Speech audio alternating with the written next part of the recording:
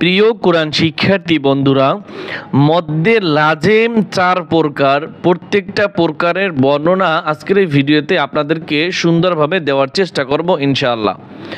প্রথমে মদ্দে লাজেম কলমি মুসাক্কাল এবং মদ্দে লাজেম কলমি মুখাফফাফ। আমি অল্প কিছু কথা বলবো যেটা আপনার উপকারে আসবে, আপনার বুঝতে সুবিধা হবে। এই যে কলমি শব্দ আসছে কালিমা থেকে কলমি শব্দ আসছে। তা মদ্দে লাজেম কলমি মুসাক্কাল একটা, আর মদ্দে লাজেম কলমি মুখাফফাফ। কলমি শব্দটা থাকবে এখানে, মূলত শব্দটা ছিল কালিমা শব্দর এটা কালিমা। তা কালিমা হচ্ছে যেমন একটা শব্দ, এটা অর্থবোধক শব্দকে একটা কালিমা বলে, হ্যাঁ। আর একটা হচ্ছে হরফ।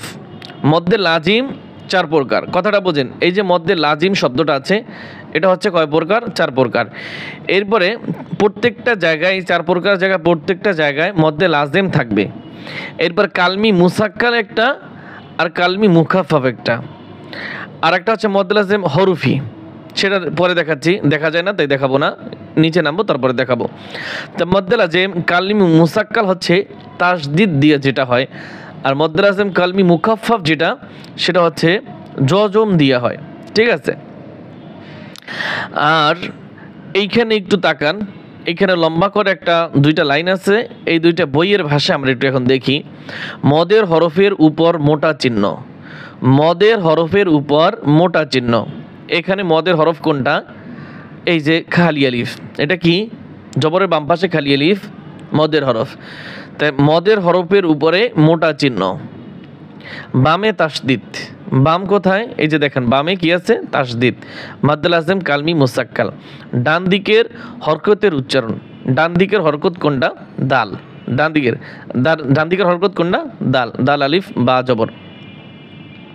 উচ্চারণ 4 আলিফ টানিয়া পড়িতে হয়, ইহাকে মদ্দে লাজিম কলমি মুসাক্কাল বলে। মদ্দে লাজিম কলমি মুসাক্কাল যে মদের হরফের উপরে মোটা চিহ্ন, বাম দিকে হরফে তাসদিদ, বাম দিকের হরফে তাসদিদ।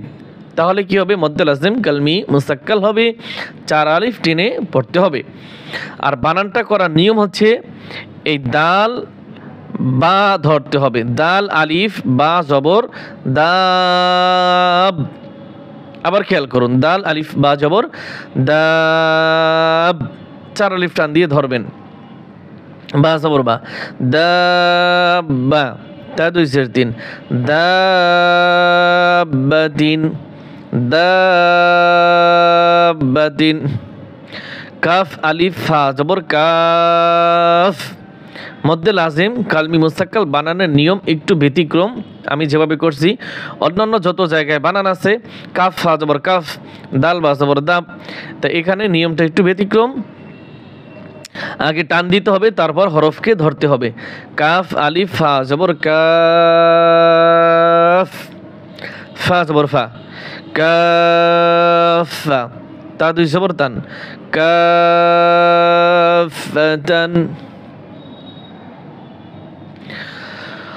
ضاد ألف لام زبر ضال، لام 2 زبر لن، ضالن،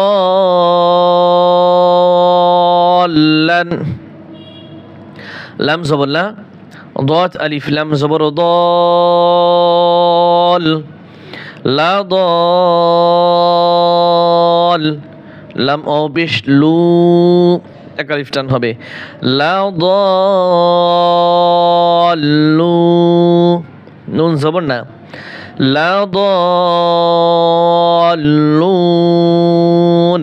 তো এটা হচ্ছে মদ্দে লাজিম কলমি মুসাক্কাল। এখন দেখেন মদ্দে লাজিম কলমি মুখাফফাফ, একটা হচ্ছে মুসাক্কাল আর একটা হচ্ছে মুখাফফাফ। তা মদ্দে লাজিম কলমি মুখাফফাফ নিয়মটা হচ্ছে মদের হরফের উপর মোটা চিহ্ন, মদের হরফের উপরে মোটা চিহ্ন, বামে জজম হইলে, ওই যে আমি আগে বলছি জজম দিয়ে হয় তাসদিদ দিয়ে হয় মুসাক্কাল, আর জজম দিয়ে হয় মুখাফফাফ। মদের হরফের উপর মোটা চিহ্ন, বামে জজম হইলে মদ্দে লাজিম কালমি মুখাফফাফ। ডান দিকের হরকতের উচ্চারণ 4 আলিফ টানিয়া পড়িতে হয়, ইহাকে মদ্দে লাজিম কালমি মুখাফফাফ বলে। তো এখন বানানটা আমরা দেখি। হামজা খারা লাম জবর, উচ্চারণটা কি হবে? হামজা খারা লাম জবর আল। হামজা খারা জবর আও পড়া যাবে না, তাহলে লাম পড়া যাবে না। তাই খারা জবর নিয়ে লামকে ধরতে হবে এবং 4 আলিফ টান দিয়ে তারপরে লামকে ধরতে হবে। হামজা খারা লাম জবর, হামজা খারা লাম জবর, হামজা খারা লাম জবর আল। হামজা খারা জবর আল এখানে নুন জবর না হবে আল আনা। তাহলে আমি আবার বলছি, হামজা খারা লাম জবর আল, এভাবে টান দিয়ে 4 আলিফ টান দিয়ে এই হরফকে ধরতে হবে। এটা হচ্ছে মদ্দে লাজেম কলমি মুখাফফাফ। এটা খুবই কম জায়গায় আছে, কোরআনুল কারিমে মাত্র কয়েক জায়গায় আছে। যাই হোক, তারপরেও সবাইকে জানতে হবে বিষয়টা। এরপর আসি মদ্দে লাজেম হরফি মুসাক্কাল। তা প্রথম গেছে মদ্দে লাজেম কালমি, এখন হচ্ছে মদ্দে লাজেম হরফি। হরফি মুসাক্কাল একটা, মুখাফফাফ একটা। মদ্দে লাজেম কলমি হরফি, মদ্দে লাজেম হরফি মুসাক্কাল এবং মদ্দে লাজেম হরফি মুখাফফাফ। তা মুসাক্কাল মানে কি? তাসদিদ দিয়ে, আর মুখাফফাফ মানে কি? জজম দিয়ে। আর হচ্ছে মদ্দে লাজেম হরফি।